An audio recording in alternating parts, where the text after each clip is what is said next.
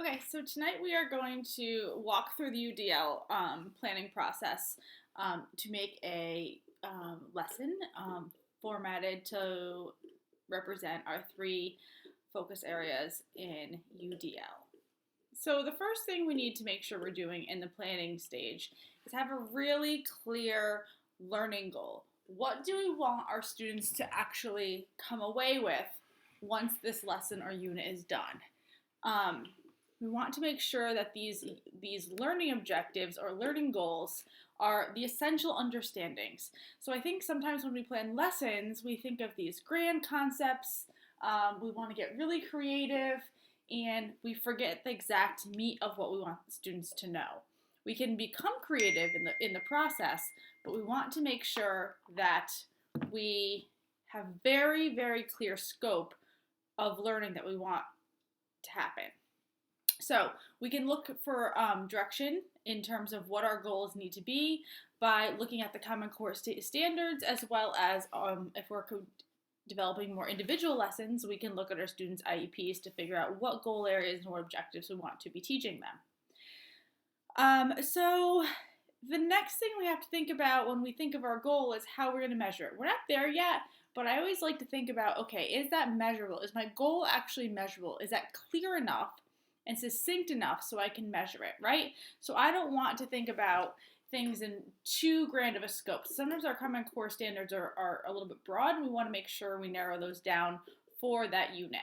So, for example, I may want a student to, write a 5-paragraph essay and analyze these different concepts, and so I have many layers to that. I may think of my first essay, though, being if the student is not a student who, enjoys to write, or my class really struggles engaging in writing, I may start with a smaller goal for the first unit and then start to build and expand. So I may want to get to the point where they're doing lots of character analysis and pulling in a lot of elements, but I may want to start with the general concept of a 5-paragraph essay and how I start to formulate that. And that's sort of the example I'll use throughout the discussion is giving students the supports and in terms of developing a 5-paragraph essay. And again, those 5-paragraph essays, when we think of it for our learners, are, can be persuasive. It can be, developing a stance and analyzing a character trait. It can be informational. We can look at that structure in many different ways. So the next piece that I find when I'm either evaluating teachers or supporting other special ed teachers who are trying to support their students in the mainstream classes, where I know many of you have shared that as your role, and some of you are the mainstream class teacher. So it goes, it's really important for us to think about, how do the students know what their learning goals are? So great, we write them on the board, right? That might be the school requirement, but that doesn't give the student an understanding of what they need to get to meet your expectations. And so some of you may say, the students don't really care what my expectations are, they aren't going to do it, they don't want to do it, they're not motivated. But I think sometimes when we break our expectation down into clear steps, sometimes chunked, our learners have a better opportunity to access those goals. So I've seen, for example, I'll give you an example of, something that was intended to be really fun and exciting and, creative, that completely went wrong. So I had a special ed teacher come to me and say, this is a project for the not home ec class, but, life skills type of class that all the students take as part of their elective. And the teacher wanted them to explain cooking safety in the classroom, and they could do a presentation in any way they wanted. It was very open. They had to make it interactive, and that was pretty it. They could pick, I think maybe it was an illness or something that could be caused by not having good kitchen safety. And then he left it completely open to the student. He said, the worksheet or lesson outline said to the students that they will be graded on 20% is their presentation and like their oral presentation of the class, and the other 80% is going to be their physical presentation. That was the only information the students were given. They could cook, they could bake something, they could do a poster, they could do a video, whatever they wanted. But those were the only parameters.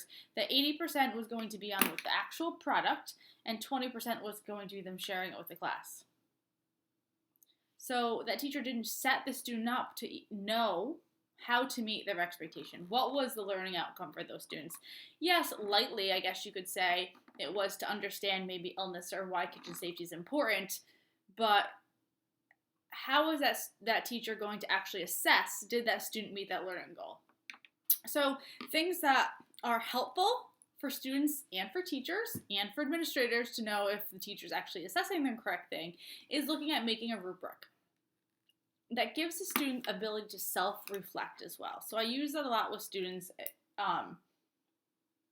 in different ways. So many of the students I've worked with don't like to go back and change their work. They're done, right? So I sometimes flip it and I will give them a sample and say, can you assess this person's work? So it's not reflective on them. They don't feel like they have to do anything next. Then I flip it again and say, okay, so where do you fall then on this rubric once they learn to use the rubric? So having very clear student-friendly rubrics are helpful for students to understand where they need to get to. And they can decide, maybe I don't want an A, maybe I'm okay with a B. Okay, well, I need to get here. If I'm okay with a C, then I need to get here. In very clear kid-friendly language. So we may have language we'd want to use because that's what's used as the Common Core. But the student doesn't understand that, so we want to make it student-friendly language, but it still gives us the opportunity to assess where do they fall in that rubric, where is there room for growth, and what areas are they mastering. After we make a rubric, we can then chunk the project, right? So make it into manageable steps, make checklists, give them models, all of those types of things to get them to that learning target. What scaffolding can be provided? So as we make our rubric, when we make our outcome, our learning objective, our learning goals, we need to think about how we're going to assess the student and how we're going to provide them with the information they need to know if they met our expectations. Again, we may have multiple rubrics as well, right? We may have, some students may have more scaffolding than others. Some may have more chunking than others. Some may feel like they're being, pigeonholed if there's too much structure. So we need to make sure we're, again, giving options for students. It may not just be one handout that everyone gets. Students may get different versions of that. So if we look at step 2, we need to really think about what are our learners' needs. We want to anticipate what our learners' needs are, and this is the difference between UDL and retrofitting. So we want to make sure we're planning ahead versus in the moment being like, shoot, that wasn't a good idea. Oh, Sam needs this, Sally needs this, and then be changing on the fly. So for my special ed teachers, you probably do that a lot when you walk into the regular classroom, right? And this assignment's being given, and you on the fly have to then go and accommodate that, modify it, make changes, whatever it is, so a student can access it, right? You may be crossing out examples, you may make easier problems, you may be putting notes on the side, definitions, whatever it is. So we want to make sure we're anticipating these needs. These tools are already given to our students. You're not running to your classroom or pulling up on your laptop a new organizer the student can use. We want to make sure these are all provided for the student ahead of time, and that's the difference in what we're doing. We're being proactive versus reactive. Again, I know all of you don't have ideal situations where you're not able to do this all the time, but if we can get our regular ed teachers to use our special ed teachers as supports to make our lessons UDL friendly, then these things can be happening and be used year after year, honestly. For my regular ed teachers, I think, curriculum changes frequently. So my science teachers are frequently saying to me, this is a new curriculum, I don't know what I'm doing this week, I'm planning on the fly. But I think as we plan the fly, we should really be thinking about how can we make this accessible to all, because the second piece of this that I hear all the time, and that I know and some of you wrote in your reflections, is behavior is a problem. So the more that we are proactive with our strategies, hopefully we can counteract that behavioral piece. So some things we want to consider, right? So on the project you'll be doing, there is a learner classroom profile. So it's a grid and there's prompts and questions to help us understand who our classroom learners are as a whole, right? So sort of what is the landscape? So what are their strengths and weaknesses as a group? What's their background knowledge so we can scaffold new learning, language preferences. When we talk about UDL, are there certain ways they like to represent information? certain ways they like to express themselves, and what are the ways that we can engage our learners. So we want to think of those things ahead of time. Very important, especially in some of the schools that you are teaching in, from what you shared with me. So cultural relevance and understanding, also cultural backgrounds. What is we can't assume students know certain pieces of information. We want to make sure that we're culturally sensitive to their life experiences. We also want to make sure that we eliminate any curriculum barriers. So we'll talk about that more in a little bit, but looking at, what are their physical abilities, what are their social abilities, just general cognitive abilities, and we want to make sure they always have access. And if they don't have access, that's where we get stuck. And as a teacher, we will find that we will struggle for sure. So when we look at our anticipated learner needs, the second piece of that is going to be by using this triangle. So you'll find in the presentation and your project, you will find a triangle. It is not an SRBI triangle. So I know whenever we use triangles now, we think of SRBI, SRBI, SRBI. This is just a visual to organize our thoughts and our information. So the triangle can be straight, the way a triangle usually is, with the smallest piece at the top. And we're going to think of it as few, some, and most. We can flip that over if it's visually pleasing to us. We can use it in any way. It doesn't have to stay as a triangle with the smallest piece at the top. So we want to think about the few of our learners, some of our learners, and then most of the learners in the classroom. I caution you not to have our special ed kids be the few, our 504s be the some, and our regular kids be the most. That's not the best way to qualify our students. It's just by their label.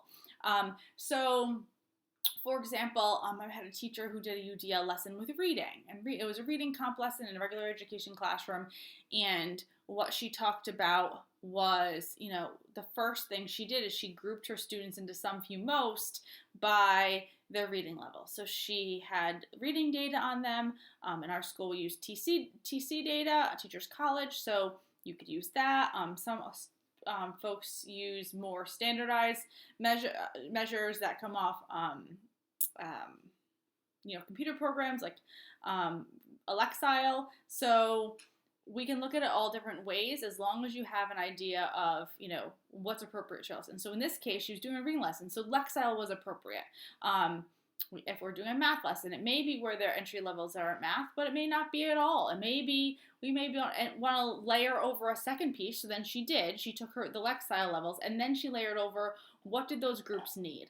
So most of the students needed to have a text that they felt comfortable with, which was, most of the students were on grade level, and she knew they were social. They liked to work together, like discuss the text. So she knew those groups of students needed book groups, right? They needed book clubs to discuss their book. Some of the students were at an even higher Lexile level, and many of those happened to be really independent readers, and they didn't like to discuss as much. They were more motivated by writing their answers, being very independent, checking it off their list, and expressing themselves through writing. And then a few of our students, those are students who were below grade level, and actually in her class they were significantly below grade level, and they were receiving some specialized instruction in reading.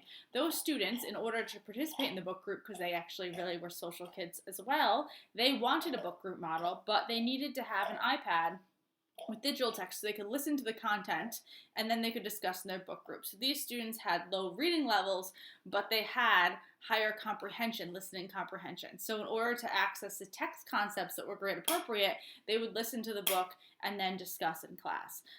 Many of those students also then would dictate into their iPad to answer longer right questions. So I may have students who are movers, who really want to move around. That might be a layer of my group. I may have students, again, who need assistive technology. I may need students who have behavioral needs. That might be a group that have a very different system of managing behavior. That might be a consideration for my triangle. So it's really whatever you want. I can look at also readiness levels like Bloom's, interests, multiple intelligences, depending on how I think I need to group my students for the content that I'm teaching. So that would be the second part of your UDL project you'll actually be doing. Okay, so after I have my goal, right, I know what I'm going to teach, I have my understanding of who my learners are, the next place I'd like to go is what is that final assessment going to be? So I like to know what my goal is, what my assessment is going to be, and then I can plan what's going to be in the middle, right? Similar to a little bit, similar to, backwards design of teaching, but we really want to make sure that we are considering all of our learners when we're doing that. So I like to know my assessment. So what does that rubric I discussed earlier look like? What does a product look like? Can I have, in terms of their representation, if this is writing, I'm probably not going to say it's okay to give a video because in this case I'm actually going to assess writing. But if I'm assessing reading comprehension, I don't need them to write what they wrote. I can have them dictate what they wrote. I can have them do a YouTube video. I can assess those skills in different ways, right? So I need to match my assessment tool with my learning goal. When it comes to assessment, those things I just talked about were, summative assessments. I also want to look at all of my assessments that may happen on a daily basis, right? I may look at exit slips. I may look at one-to-one group counseling. If you have technology and use Google in your school, you can do a Google survey at the end of class. We have not been able to do many cake and cooperative learning strategies, but hopefully I'll get to introduce them a little bit later on. Those are good ways to find information from learners as well, and just different kinds of project checks for students. Just checking in if it's not actually a final product at the end of class, making sure you're gauging where your learners are on a daily basis so you can make those proactive adjustments. And again, as I talk about assessment overall, whether it's a daily check-in kind of assessment, or if I'm looking at more of those summative type assessments, we had that slide the first night of class that fair isn't always equal. So those assessments may look different. That's okay because I may have different check-in points for different learners. My expectation at the end may look a little bit different as well. So I may have some students who are really available and ready for those higher level critical thinking questions. I want to challenge them and give those questions to them. But if that's not where my learner is at that point, I want to make sure I'm assessing them at the right entry point.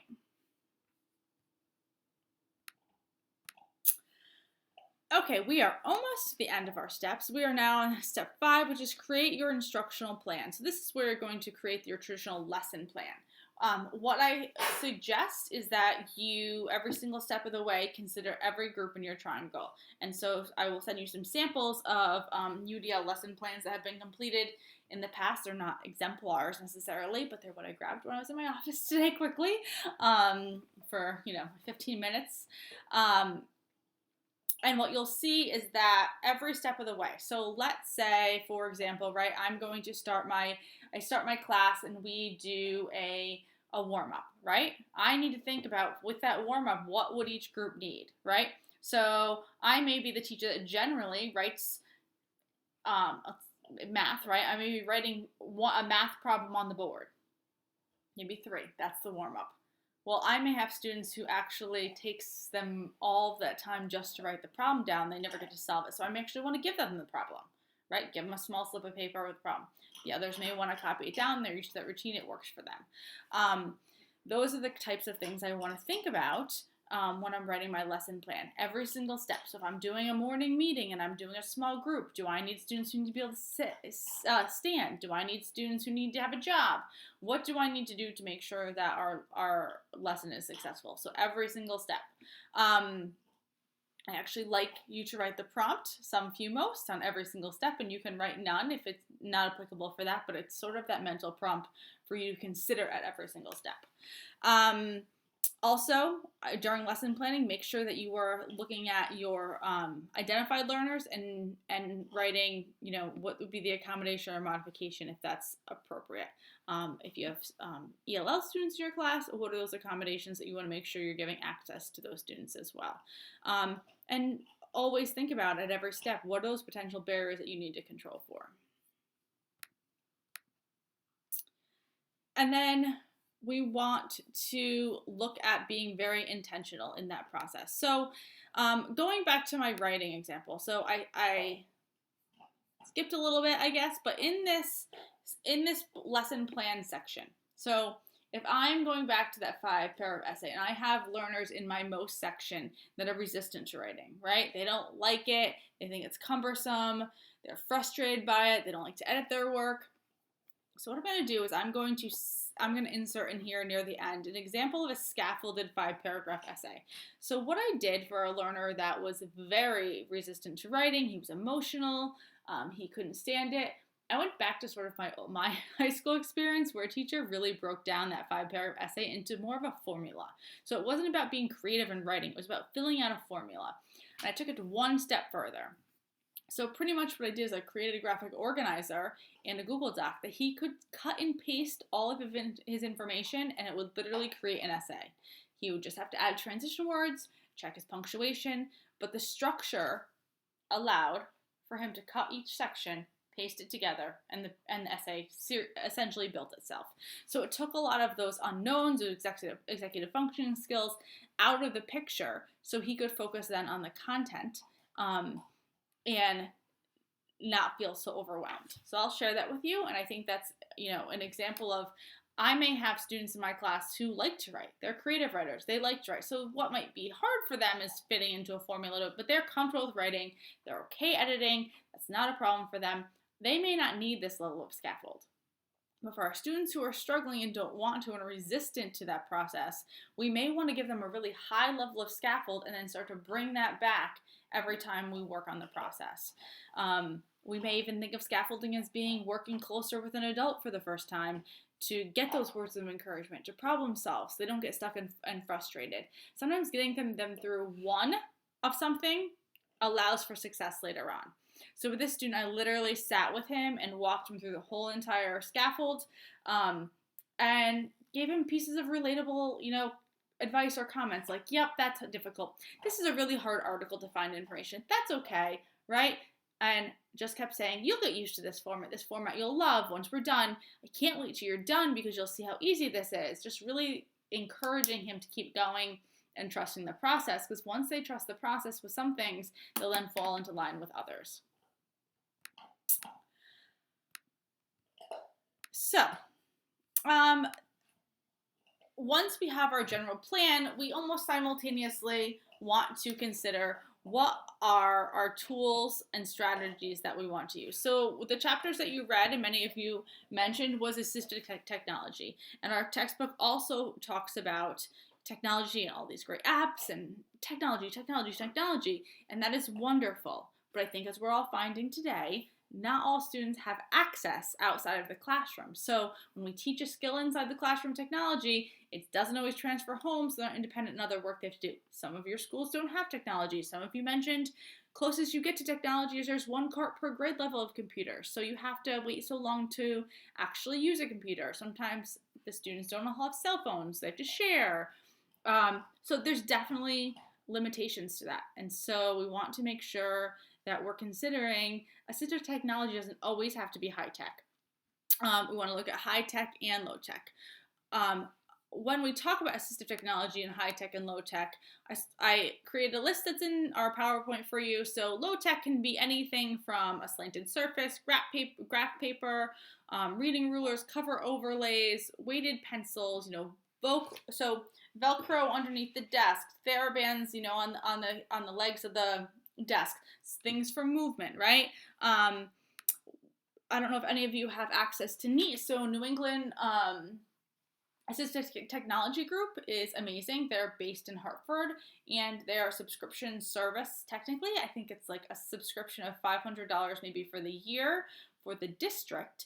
And what you get to do is they have a lending library. So you can literally shoot them an email with a form and say, I want this Chromebook, I want these apps on it, and they send it to you. And you get to keep it for about 6 weeks, I think, to trial it with students. They also do AT consults and AT evaluations. We've found them to be an amazing, amazing resource, because what it prevents us from doing is buying technology for students who it's not the right fit, right? So not every kid needs an iPad. That may not be the solution. So we're able to trial assistive technology. So some parents hear about these e-pens. They're a really great idea. I want this for my kid. So we'll be like, okay, great. So we will get it from a lending library first and see if the student even wants it. Because many times we find with AT, depending on the developmental level, sometimes kids don't want to use it because they don't want to look different. We think technology is cool, but some students don't feel that way because it still makes them feel different, even though their friends like, can I use that? Again, then we go to our high tech. So we have our, our iPads, all of those types of electronic e-pens, text to speech, speech to text, Braille, and then AAC devices. So augmentative communication devices. So these are for students who cannot output their language, so they may use an iPad with pictures and ways to make sentences so they can express themselves. Other things we need to think about when we talk about materials and tools, we don't always qualify these as that, but environmental, right? So our environmental tools or strategies, so seating options, behavioral supports, clear expectations, routines, breaks, sensory needs, executive functioning needs. So we're going to talk about these more in another class, along with behavior will be two of our next main topics. It's really important for us to have scaffolding and routines and structures for students. I find so many students struggle behaviorally in a classroom because they don't have the executive functioning skills to manage. Teachers get really upset. Well, they don't have a pencil every day. Okay, well, they probably are not remembering the pencil. Is that what the problem's going to be? We're going to stop there, or we're going to try to teach them and give them tools and strategies on how to be successful in the classroom if they can't remember their pencil.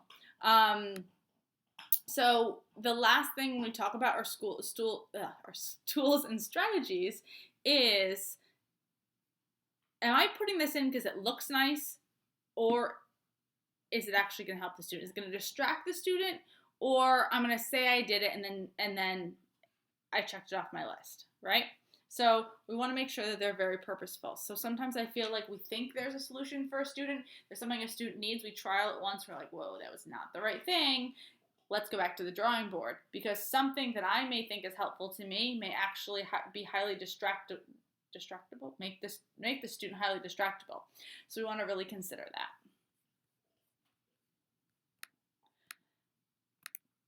So our final step is something that we ask educators to do all the time. I find that my most successful educators are the ones who implement this really, really well, and it's just reflection. So I know I do this every single time that I'm even teaching a graduate course, is I reflect. How did that go? Did that make sense? Who did I lose? Who was on board? I really thought that was going to be helpful. That wasn't helpful. I won't do that again. I'll make note of that. And I really look to, at this level, we have the privilege of getting course evaluations from our students, but we can create that in our own classrooms too, right? So on exit slip, we can ask for feedback. How did today go? Was there something you liked? Was there something you didn't like? I think sometimes as educators, at the younger levels, we're sort of afraid to sometimes ask that question to our students. But if you want to get good feedback, you can also teach them how to give good feedback, right? So instead of, if you ask that question today, you may just get, it was stupid, it was dumb, it was stupid, it was dumb. Well, that's not helpful, right? That doesn't inform you. So you can also teach a student how to give feedback. Here are some things that you could say. How could you reframe that? What, if I hear it's stupid, I don't know how to change it. So that can also be a part of our teaching, is how you give feedback. That can then inform your decisions as well. Most of it at the time, though, it's going to be self-reflection, self-evaluation, using those tools to see what you can improve next time, what didn't go well. So that is my overview for our UDL intro. I'm going to next insert the project you're going to complete. What you will find is a UDL cover page, which I referenced. That's where you're going to do an outline or overview of your whole entire class. The second page you're going to receive is your UDL triangle. So you're going to do all of your planning, make sure you define your some, few, and most groups, and then the second part is your lesson planning. Or I guess that's the third part, actually. I'm also going to attach your rubrics. This is a rubric that was used when this project was required as a live text assignment. It is not now. I don't know what they'll do because we can't do our action research project for the live text. I have told them this is what I'm doing, and they said okay. So maybe they'll just have us upload this project instead. We'll see. All right. This has been interesting doing this virtually and talking to you. After I'm done, I know that I will consider a million things that I did not say. I will insert that writing graphic organizer / scaffold and a preview of the next topic we will talk about that I will record and give slides to is going to be two things that came up in some of your reflections. One is going to be executive functioning. How do we support students with executive functioning needs, which I find are many, many, many of our students, as well as those adaptive behaviors in the classroom. And then finally, looking at if you're not a PBIS school, which many schools aren't, our schools are not PBIS schools at all, how do you implement some of those strategies into your UDL planning to have a classroom that has motivated learners and learners that want to work together and meet common goals? So those are going to be two of our main focuses in our next conversation. And then we will move to IEP goals and objectives. I will give you an update via email as to our next set of classes and our live meeting.